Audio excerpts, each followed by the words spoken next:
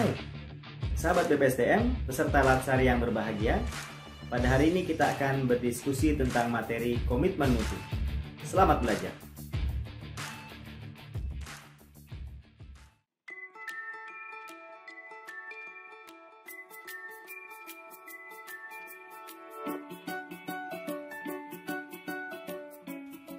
Assalamualaikum warahmatullahi wabarakatuh. Hai, sahabat Latsar yang berbahagia. Pada sesi yang pertama ini kita akan berdiskusi tentang konsep efektif, efisien, inovasi, dan mutu. Menurut Richard L. Duff, efektivitas adalah organisasi sejauh mana mereka mampu mencapai tujuan yang ditetapkan atau berhasil mencapai apapun yang coba dikerjakannya. Efektivitas organisasi berarti memberikan barang atau jasa yang dihargai oleh pelanggan.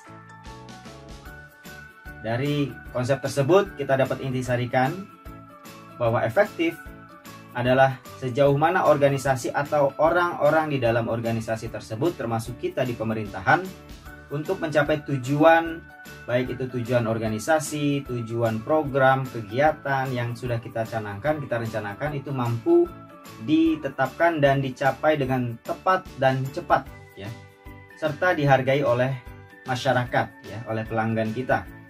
Yang kedua, efisiensi. Menurut Richard L. Duff, efisiensi organisasi adalah jumlah sumber daya yang digunakan untuk mencapai tujuan, ya. Organisasi efektif, efisien, mereka dapat menghitung jumlah sumber daya yang tepat, hemat untuk digunakan menghasilkan barang atau jasa. Organisasi pemerintahan, ya, organisasi tersebut atau instansi tersebut dapat secara tepat, ya, menentukan berapa jumlah pegawai yang diperlukan, kemudian pembagian tugasnya juga tepat, ya, kemudian juga berdaya guna, ya, dan juga berhasil guna, ya. Sehingga efisien menurut sumber tersebut kita dapat intisarikan bahwa efisien adalah organisasi itu mampu meminimalisir jumlah sumber daya yang digunakan oleh organisasi, oleh pimpinan, ya, untuk menghasilkan produk atau untuk menghasilkan program yang berkualitas, ya. Kemudian inovasi. Konsep dari inovasi, Bapak dan Ibu, para peserta, organisasi adalah diharapkan nanti mampu menghasilkan sesuatu yang baru, ya. Nah, ini kebaruan inilah yang kemudian merupakan hasil daripada kreativitas dari orang-orang yang ada di dalam instansi atau organisasi tersebut, ya. Sehingga kita harus mampu kreatif sehingga dapat memberikan nilai tambah bagi organisasi, baik untuk internal maupun eksternal, yaitu kepada masyarakat atau pelanggan, ya. Inovasi dapat terjadi pada banyak aspek, ya. Misalnya perubahan produk, barang atau jasa, ya, yang dihasilkan, kemudian prosesnya, bagian proses produksinya, proses pembuatan programnya, nilai-nilai kelembagaannya, perubahan cara kerjanya, teknologi yang digunakannya, layanan sistem manajemen, serta mindset orang-orang yang ada di dalam organisasi tersebut. Nah, sehingga kita sebagai peserta Latsar, sebagai CPNS baru, sebagai CPNS muda nanti, kalian harus lebih kreatif daripada PNS-PNS sudah ada, ya, sehingga nanti generasi kalian jauh lebih baik dari generasi yang sebelumnya. Itu yang kita harapkan, ya.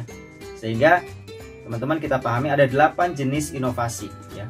Yang pertama adalah inovasi produk, penciptaan atau modifikasi barang atau jasa atau layanan administrasi yang dihasilkan oleh pemerintah, ya. Meningkatkan kualitas citra, fungsi, ya, maupun spesifikasinya.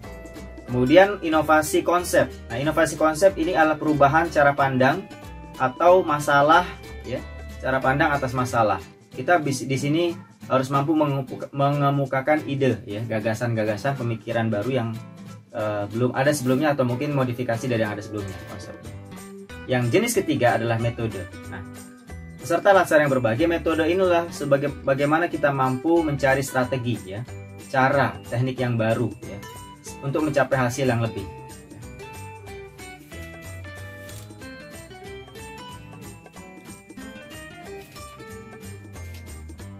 Nah, kemudian jenis yang keempat adalah proses. Nah, proses di sini adalah kualitasnya sebagaimana proses itu juga sudah dituangkan di dalam dokumen SOP misalnya, itu juga harus dijalankan secara tepat ya. Kemudian dicari juga dievaluasi apakah bisa proses ini lebih cepat dilaksanakan dalam proses pelayanan, maka kita harus bisa lakukan inovasi proses ya.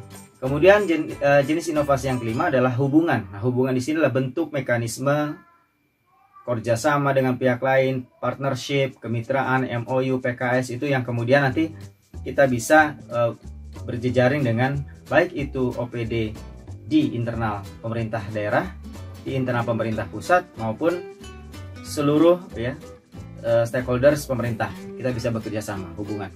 Kemudian yang keenam adalah jenis inovasinya adalah teknologi ya. Nah, teknologi di sini bagaimana kita mampu mencari ya teknologi-teknologi baru dalam pemerintahan ya.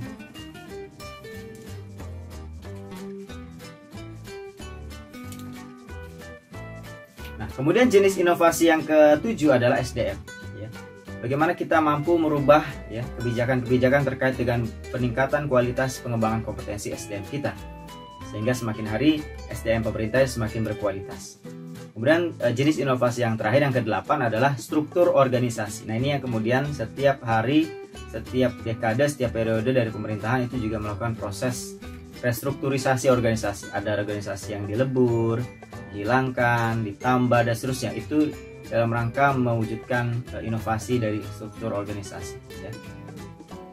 Nah, sahabat Latsar yang berbahagia, untuk selanjutnya konsep tentang mutu. Nah, mutu ini adalah satu kata kunci yang kita harus pahami sebagai cover ya dari pelayanan kita, dari pemerintah. Artinya apa?